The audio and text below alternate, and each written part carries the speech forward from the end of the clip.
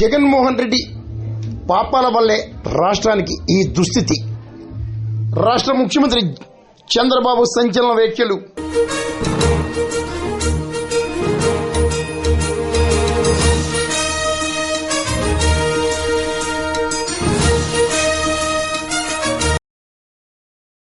మాజీ ముఖ్యమంత్రి జగన్మోహన్ రెడ్డితో సహా కొందరు నేతలు చేసిన పాపాల ఫలితమే రాష్ట్రానికి ఈ దుస్థితి ఏర్పడిందని రాష్ట్ర ముఖ్యమంత్రి చంద్రబాబు నాయుడు సంచలన ఆరోపణలు చేశారు.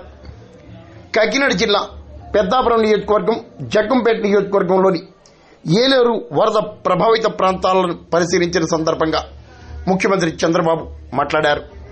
పెద్దాపురం ఎమ్మెల్యే నిమ్మకాయల చినరాజప్ప, జగ్గంపేట ఎమ్మెల్యే జ్యోతుల నెహ్రూ తదితరులు చంద్రబాబుకు ఘన స్వాగతం పలికారు.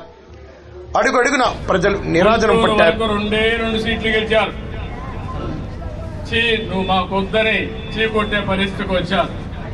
మొత్తం రాష్ట్రంలో 93% ఎన్డీఏ అభ్యర్థులనే గెలిపించారు.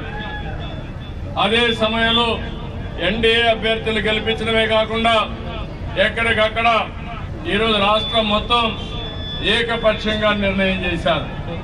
కానీ అతను చేసిన పాపాలు మాత్రం వెంటాడుతూనే ఉన్నాయి.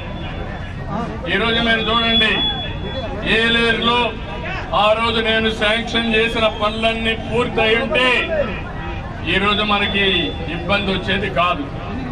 అదే మరిగా ఎక్కడ చూసినా మురిక్కాలో పనులన్నీ మిగిలిపోయినాయి. ఎక్కడికక్కడ ఒక తట్ట మట్టే లేదు, కాలువల పనులు చేయలేదు, అభివృద్ధి చేయలేదు. ఇవన్నీ కూడా నిన్న మొన్న మీరు చూస్తే ఇంకా ఒక ప్రకాశం బ్యారేజ్లో 3 పడవలు పంపించి ప్రకాశం బ్యారేజ్ని డ్యామేజ్ చేయడానికి ప్రయత్నం చేశాడు. అంటే బాబాయిని చంపి ఏ విధంగా ఆ రోజు వేరే వాళ్ళ మీద పెట్టాడో ఇప్పుడు ప్రకాశం బ్యారేజ్ను కూడా దెబ్బతీసి కొన్ని లక్షల మంది చంపేసి ప్రభుత్వ వైఫల్యం అని చెప్పడానికి ప్రయత్నం చేసే దుర్మార్గాన్ని ఏమనాలో మీరే ఆలోచించండి. బుడమేరుంది, దాన్ని గంటలు పెట్టాడు.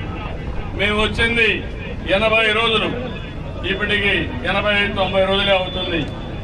ఈ 90 రోజులు అన్ని చూసుకునే లోపల వర్షాలు వచ్చాయి. వర్షాలు వస్తేనే ఎక్కడైతే గంటలు ఉన్నాయో ఆ గంటల వల్ల విజయవాడ మొత్తం మునిగిపోయింది. ఒక దుర్మార్గుడు చేసిన పనికి 2,50,000 కుటుంబాలు, 7 లక్షల మంది ప్రజలు 10 రోజులు అన్నమో రామచంద్రాని నీళ్లు కూడా లేకుండా అల్లాడే పరిస్థితికి వచ్చారు. వాళ్ళు చూస్తే చాలా బాధేస్తుంది. అధికార యంత్రాంగం అన్ని ప్రయత్నాలు చేశారు. ఈ ఊర్లో పెట్టింటే బోట్లు పెట్టి ఇంటింటికి పోవడానికి ప్రయత్నం చేస్తే ఆ నీటి ఉధృతితో ఎన్డీఆర్ఎఫ్ కూడా లోపలికి పోలేకపోయారు. కొన్ని ప్రాంతాల్లో నేను చూస్తే మంచినీళ్లు కావాలని పిల్లలకు మంచినీళ్లు ఇవ్వలేకపోతున్నామని పెద్దవాళ్ళు బాధపడే పరిస్థితికి వచ్చారు. ఇంకో పక్క పిల్లల్ని కాపాడుకోవడానికి చిన్న పిల్లలు తీసుకొని భార్యను కూడా వదిలిపెట్టి బయట వచ్చే పరిస్థితి వచ్చారు. అంటే ఇద్దరు ఎట్లా చనిపోతాం, బిడ్డని కాపాడదామని తండ్రి బిడ్డను చూసుకొని బయట వచ్చే పరిస్థితి వచ్చి బయట నాకు కనపడి ఏడ్చే పరిస్థితి వచ్చారు. ఇవన్నిటికి కారణం ప్రకృతి చిన్న చూపు చూసింది. కానీ నాయకుల యొక్క పాపాలు, ఆనాటి నాయకులు చేసే తప్పులు ఇప్పుడు పాపాలుగా మారే పరిస్థితి.